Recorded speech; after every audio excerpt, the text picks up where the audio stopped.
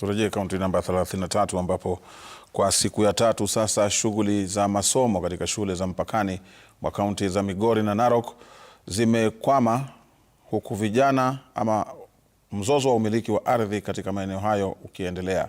Wazazi, wanafunzi na walimu kwa sasa wamejipata katika njia panda ya kuweka ulinzi nyumbani kama njia ya kuzuia uvamizi wa mara kwa mara.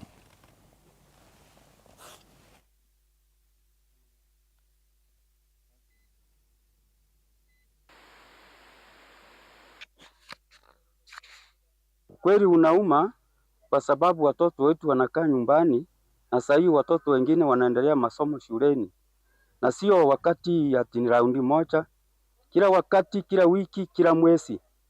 Shida hiyo haimaliziki. Marisasi inapigwa hapa usiku mchana. Sasa watu wanatoroka kutoka kwa mapoma, hawakai wapange mipango ya watoto.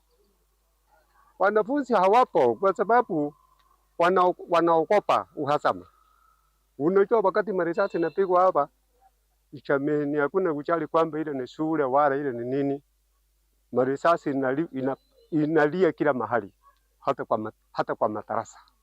Hatujaona hata tangia shule ifunguliwe, sijaona mimi mwalimu. Si shule ndio hii.